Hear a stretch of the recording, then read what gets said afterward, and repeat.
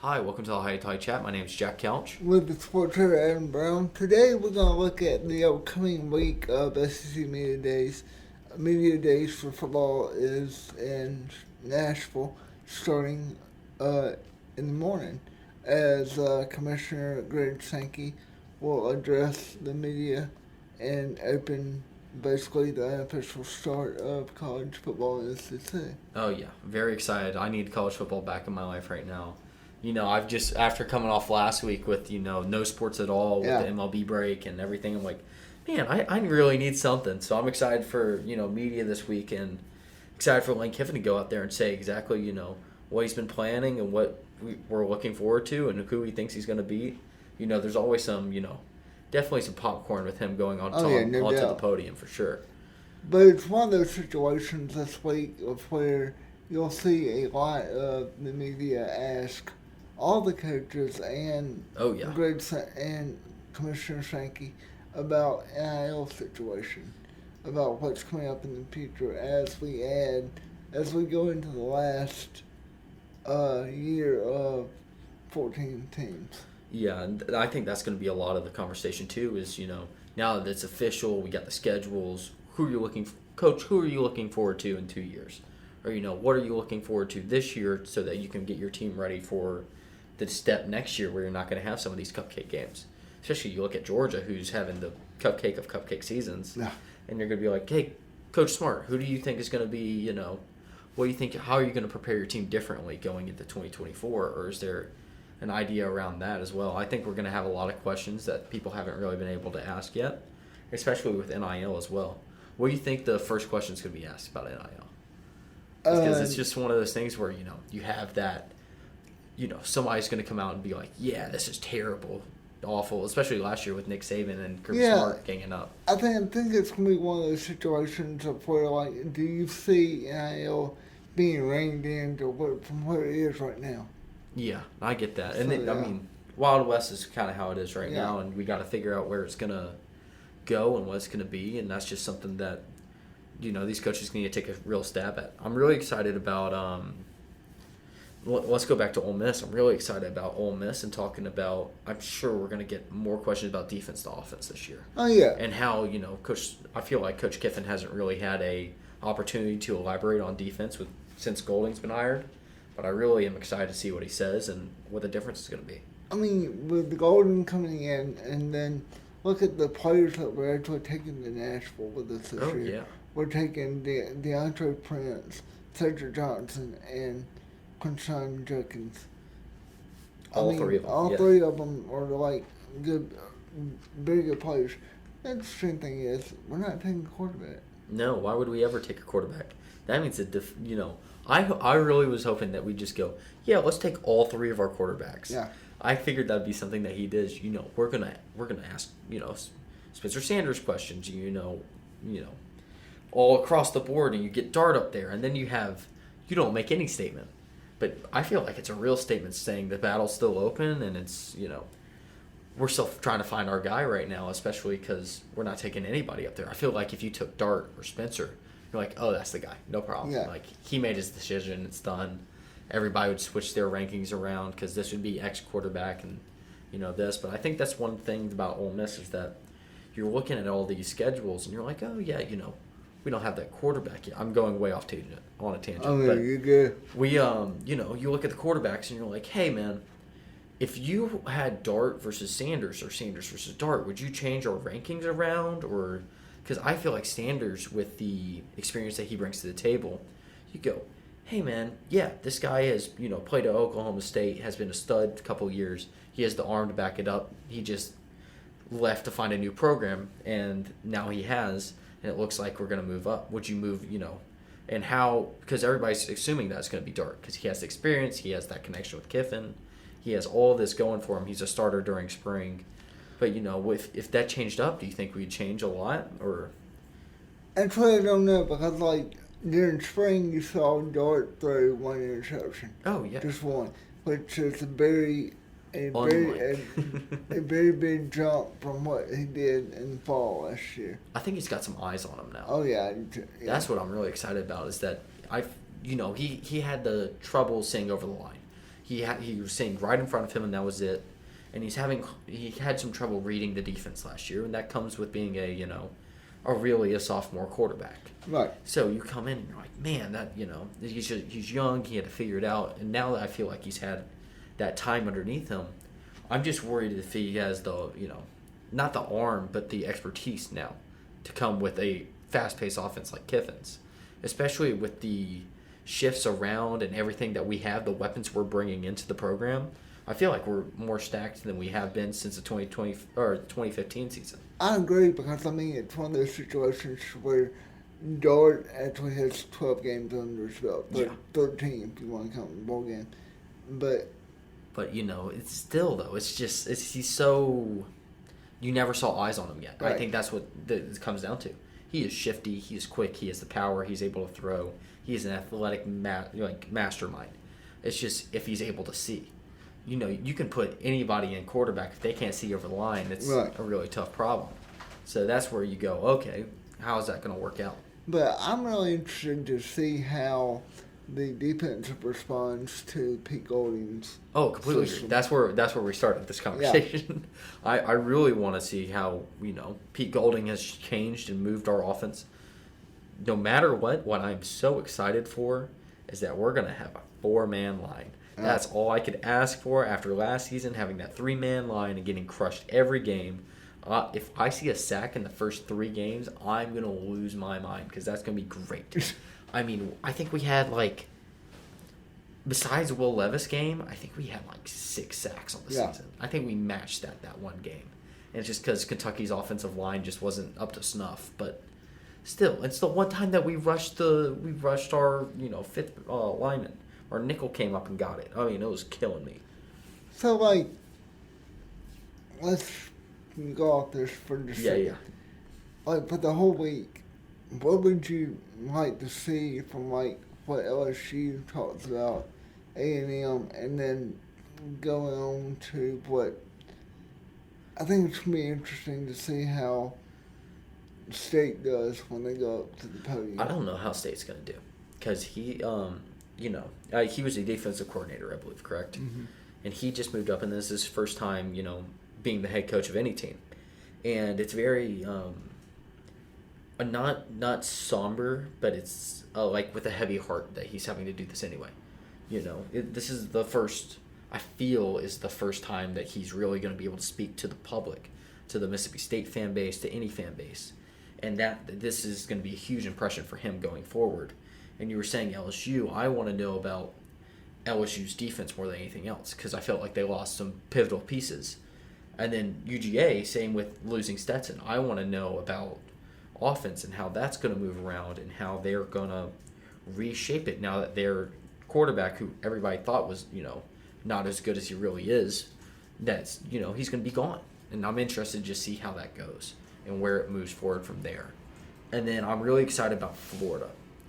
Florida seems like a team that's very lost in who they are right now. They don't have their pieces together. They're not figuring out. They just lost a stud quarterback. I want to just see what they have to come say to their own fan base because that's going to be how that shapes their whole season. I think that no matter what, when they come out and they say whatever they got to say, that's going to how their season's going to shape up. I think you can put it right there on the docket, be like, yep. He comes out and he's like, yeah, we're struggling with this, and this. They're going to have a struggle season. I mean, I think it's going to be one of those situations for Florida to where it's a rebuilding year. It's a rebuilding year, yes. But there's going to be tests all the way through. Oh, yeah. And how do the Gators respond from coaching staff all the way down? Yeah, and that's just something that you have to figure out as the Gators, and it's just tough. You're losing everybody, and now you have to come in and you got to still compete in one of the hardest schedules across the nation. Mm-hmm. Playing both, I think they play LSU, right? Play LSU at home in the Swamp, and then they play FSU, and they play Georgia, and they play South Carolina, they play Tennessee. It's not like they have an easy schedule. No. SEC East is just a little bit worse than the West. Right. But, I mean, you got to think how loaded the West is. Yeah. And now you have a team like Florida, who's been historically a very good team, start being on the struggle bus, and you just don't know how to react. It's going to be interesting what he says. I'll tell you one team that I'm also really excited about. I'm excited about South Carolina. I want to know what Beamer is thinking. I can never pick that guy for anybody. I mean, okay, so, like, for him, he brought in, I see his face, the quarterback. Rattler? Yeah. Spencer Rattler? Spencer Rattler. Man, I can't wait till he loses every game this season. Yeah. But I think, and you might look at me like I'm crazy across the mic, South Carolina might be that stinky team that wins the East. Yeah, they could, for sure. I could see it. But the thing is that, you have to look into South Carolina going up against UGA in Athens. Mm-hmm. That's trouble. Trust me, as a person that grew up a UGA fan, playing in Athens is trouble. And, Ole Miss is going to go play in Athens. That's always trouble. It's one of the hardest places to go play, period. Between the Hedges is loud, rowdy. You have rednecks, college students. I mean, people that drive all across the nation to come see this program that was built. That's a tough place to go. And I think Beamer just doesn't – I just don't think that he puts it in yet. I don't think he has his ticket yet to cash that win in. He just has to go in and not make a fool of himself. It's kind of why I see Georgia this year. I think if their quarterback's up to snuff, I think that they're just unbeatable on the east side at least. I mean, I'm looking at Tennessee. Right. You look at Tennessee, South Carolina, Georgia. One of those three is going to win. Let's be very honest. Who else do you have on your radar? From the East? From the East. That's it? Yeah, that's it. You go, okay. South Carolina, I do not think has a defense up to snuff to beat Georgia. Georgia's going to shoot out, and if you look power weapons to power weapons across both of those teams, you go, absolutely, I am choosing Georgia to beat South Carolina. That's what I like about our matchup is that I don't know how our defense is this year. Our defense could be studded. Yeah. Just because we have an actual play caller that's going to rush 4 people. Right. And then on top of that, you go, all right, let's match up talent. I think our talent is on pars or better than Georgia's. I think it's going to just be a shootout game when we go in there. I think it's going to be a shootout game, but I think it's going to be one of those games that, like, as a fan, you expect to go in there to lose. Oh, no. That's not how I'm going to go in there. No. I already got my tickets. No, I'm feeling like I think that we have the best shot out of all of our big 3 games in the SEC. I think Georgia's our best shot, 100%. Alabama, we have history with. We have a lot of problems with Alabama. Brian Kelly's building a mastermind team down there. Yeah. Georgia's in a lull year, coming off a bye week, coming into us, looking forward to Tennessee in Knoxville. Oh, yeah. We're in the perfect position to cause some mayhem. And I think if we beat Georgia, if we are close with LSU, and we somehow pull out a win versus Alabama, I mean, we can win the West. Yeah. We would win the West. Yeah. And I think everybody's like, oh, yeah, Tulane's going to be this. You know what happens? Mercer's our trial week, period. You're going to see people sub in. You're going to see who we're liking, who we're not liking. And that's going to be something that we're not going to try out our big plays. We're going to do our bread and butter. We're going to cause problems. We're going to see if it's starter Sanders. Next week, we got Tulane in Tulane.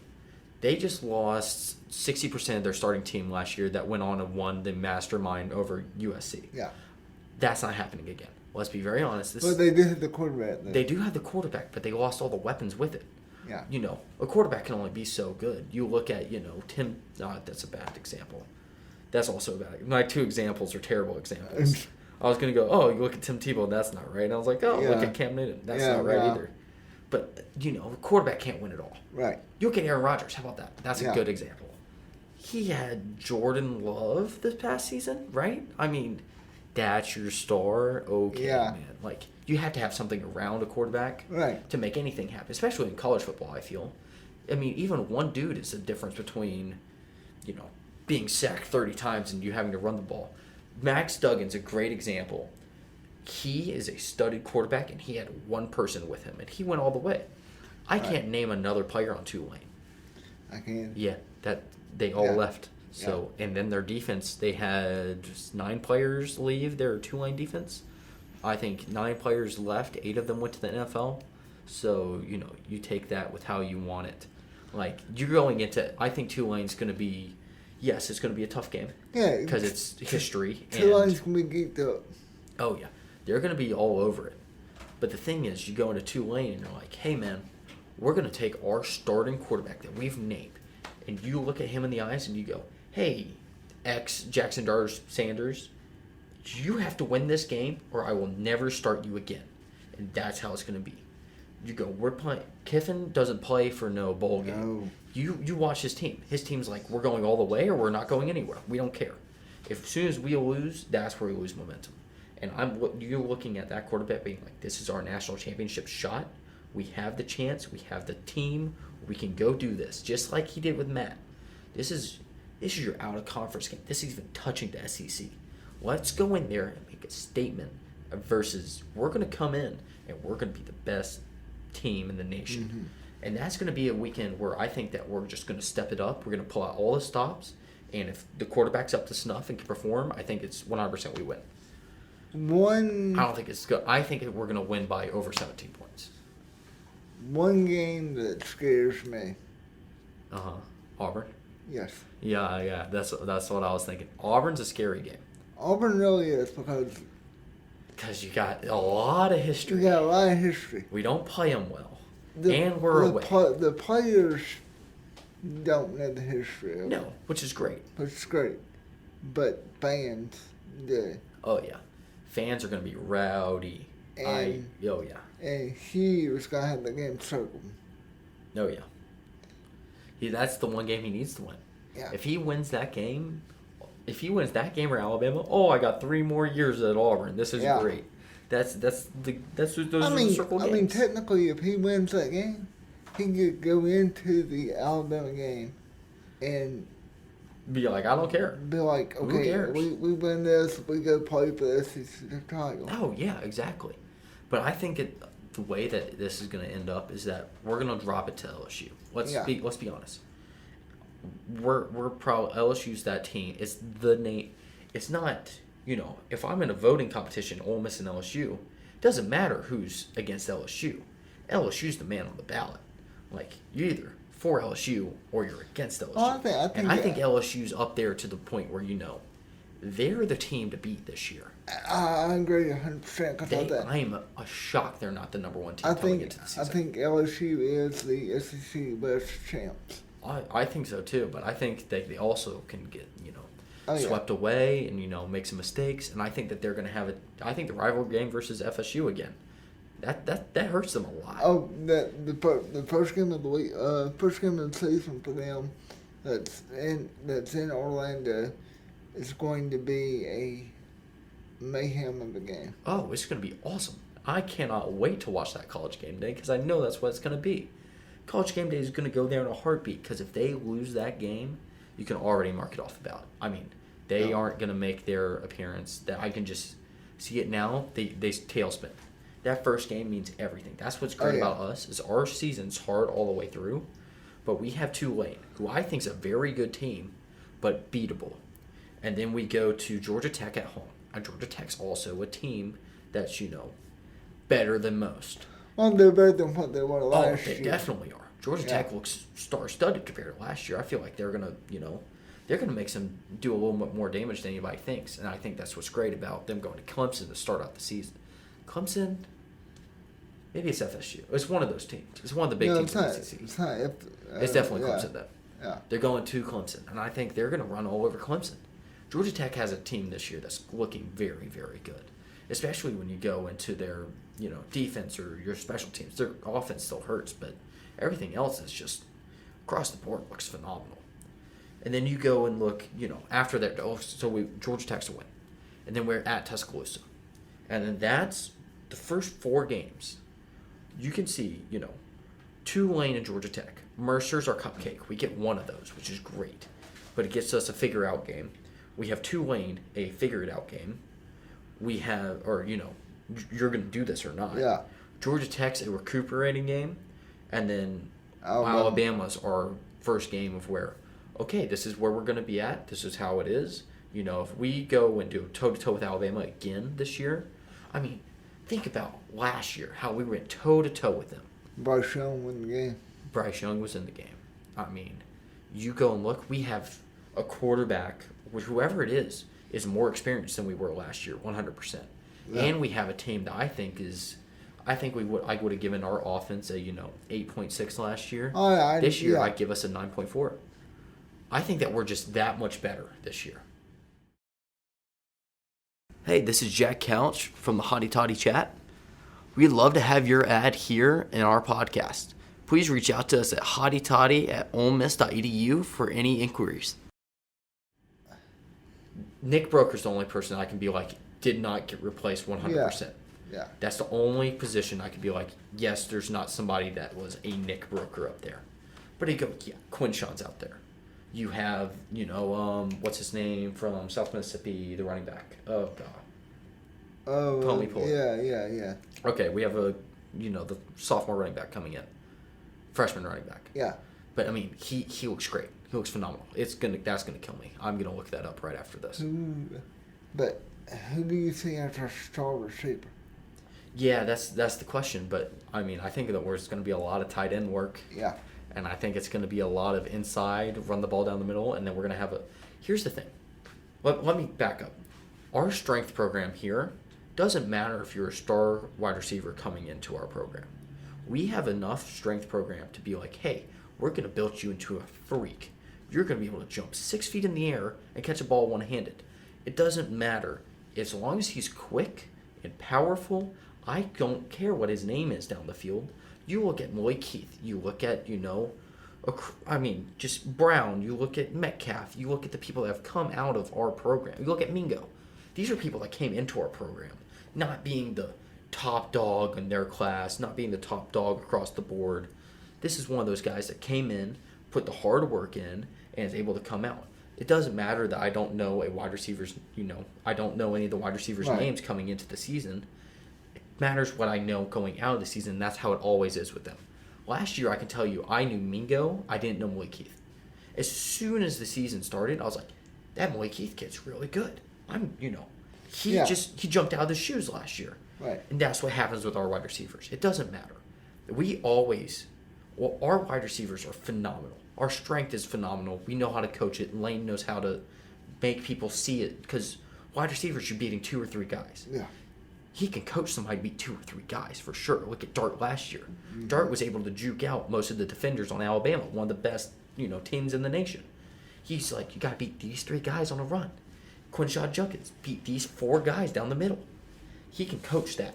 All of our coaches can coach that. Yeah. That's the thing where I'm like, we're not going to have a guy like Mingo. We don't have that top dog that we all know going into the season. But we're going to have a lot more tight end work. We're going to have a lot more crosses in the middle. We're going to have that check down run outside where we're going to hand it off, fake pass. Quinshot's going to, hit the bubble to Dart, and Dart's going to run down the field. I mean, exactly what we're looking forward to. And I just think that we're that much better of a team to where Alabama's going to be not a walk, but we're going to have a better shot this year. I'm also interested to see how we do on the whole situation of, our tight end play. Oh, I completely agree. Because, we've produced good tight ends. Oh, yeah. And if we use Dawson more than what we did, he might go higher. Oh, completely agree. Dawson was unbelievable. Yeah. Evan was unbelievable. Yeah. I mean, you're just having the next step of tight ends come in. Mm-hmm. And that's what's great about us is that we have tight ends. No matter what, just across the board, no matter what our quarterback is or who it is, it's just we have a guy that's going to be able to see over the line, know our plays, be able to know that they're in the best competition in the nation for quarterback. They're going to make something happen. There's not a doubt in my mind that one of the 2 quarterbacks is going to be just as good as Matt Corral was. These guys are the best of the best fighting against each other to earn a spot at one of the best schools in the nation. Whatever comes out is going to be up to Lane Kiffin standards. I'm going to go. Of 100%. But it's one of those situations to where, this week leads up into fall camp. Which leads up into September 2nd at 1 o'clock kickoff against Mercer. But this is where football season gets fun. Oh, yeah. This is where, you get to see the glimpse of the team, of the idea, of the projection that you have of somebody going up. And that's why I'm so pumped for Kiffin. I'm just excited to hear what he says, because he's gonna talk exactly what he's gonna say. It doesn't matter what people are gonna talk it. He knows his PR where he can switch, whatever question and talk about what he wants to talk about. And that's what's so fun about Kiffin, is being like, yeah, and then he's gonna have banter with all these other coaches, and be like, oh yeah, Hugh Freeze, haven't seen you in a while, and all the jokes are gonna come out. It's gonna be great, and that's something that I'm looking forward to this season, because you can kind of tell who he's worried about based on who he interacts with. Kiffin always talks to Kirby Smart. He doesn't always talk to Nick Saban. Last year he did. He did. And that means, you got to think he's thinking about Nick Saban this year. Well, I mean, too. You might be reading too far in, but also, I really don't think you are, because, after this year, you won't play Nick Saban. No. You have to win this year. You won't play Hugh Freeze. No. So. The way that I see it is that he's in a must-win situation, and on two teams, which is Alabama. He's in a must-win situation. I mean, he's going for at least the next probably 2-3 years. We're not going to see Alabama unless it's in the SEC championship. Right. And we're not going to see Auburn. Auburn's one of those teams that is a must-win. If you lose and then have to sit on it for 3 years, Ole Miss is not going to have it. No. They're going to have a field day for 3 years. You're telling me Auburn is going to have a field day on us? No, that's a must-win game for us. And you got to think about our season is all, across the board. These are national championship games. That's the only way that you got to think about it this season, especially for us. We have the toughest schedule in the nation. On top of that, we have a team that is national championship caliber. Right. That nobody's talking about because they think we're going to lose because of our schedule. Now, this is where you go. Lane Kiffin comes into the locker room for, let's say, even Tulane. This is for the national championship. If you lose this game, we do not go. Right. That's what you say to your players. That's exactly what you say. You're going into Alabama. Quinshawn, are you going to be here for another full year after this? Yes, Coach, I am. Do you want to hear Alabama, fans talk bad about you for the next 3 years and then for the rest of your life? No, Coach, I don't. This is a team that you have to go and beat Alabama.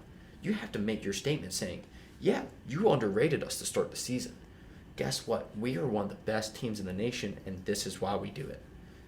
And then you go on. You have LSU after. LSU is one of those tough teams. You're going to see them later on.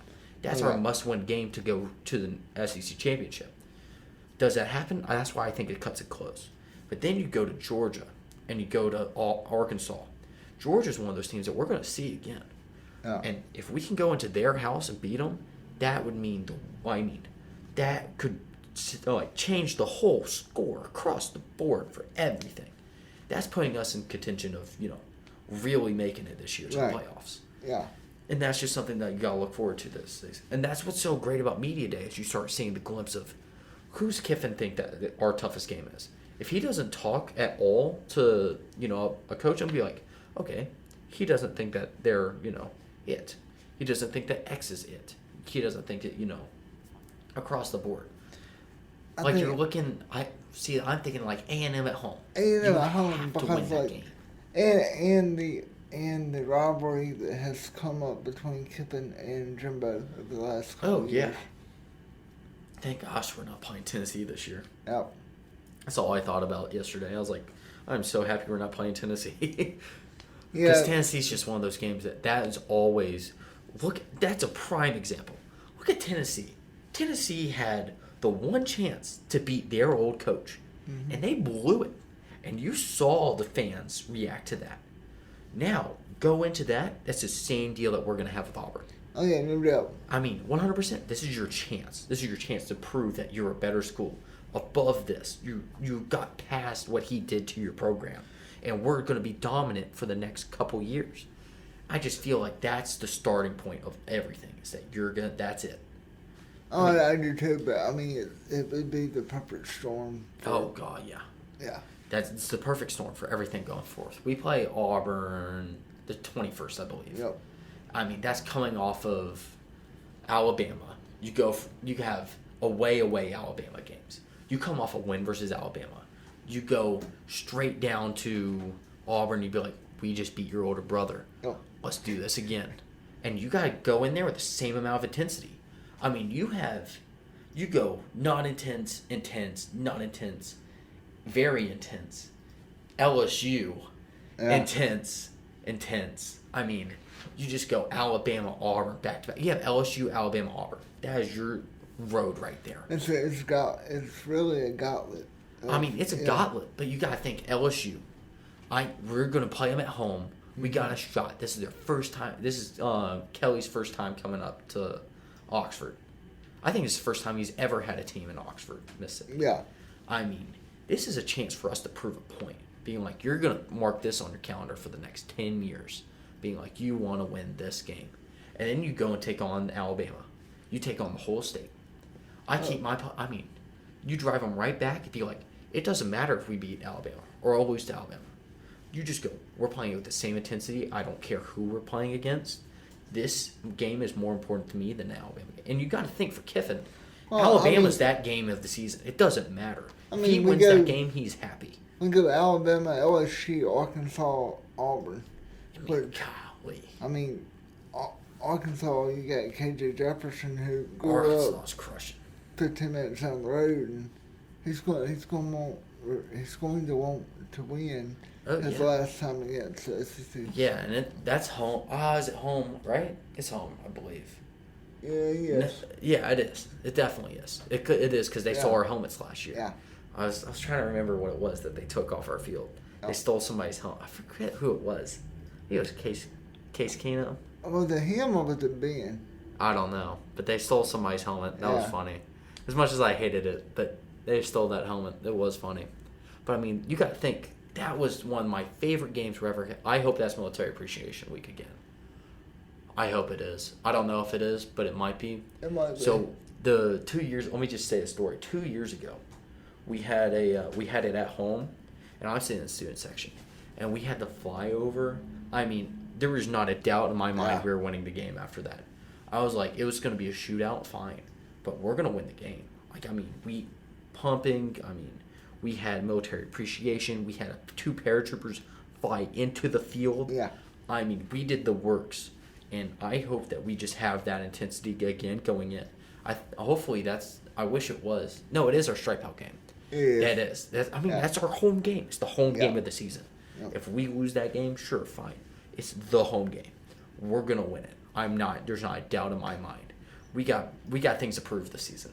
You can tell how high I am on our team. I mean, our team's really good. I'm very excited to see what we're gonna be able to do. I mean, I think the ceiling this year is gonna be 10-2 during the regular season. Yeah. At worst, 9-3. Yeah, that's the same way I see it. I see we got 4 real games. 5 if you include Auburn. Yeah. But I mean, we have 4 games, and I think that we're gonna win at least half. And then a little bit less than half on top of that. I think our best season's definitely 11-1, and we lose to LSU. And I think our worst season's 8-4, and we lose all 4 of the 4 games. And we lose to Auburn. I think that's the worst we do. It's 8-4. Yeah, but 8-4. That's not bad. Not bad. I'll take it every day. Yeah. Our line I think is in 7-5. Yeah. Yeah. So I mean, that's where you're like, oh man, It's a good line. It makes you question, right? But I mean, still, it's just you have to win the big games. Right. And so far, we got to make sure that that's able to do. And that's again back to media day. But that's the thing about media days. You're starting this. You open up, and Kiffin's got every single person follows Lane Kiffin.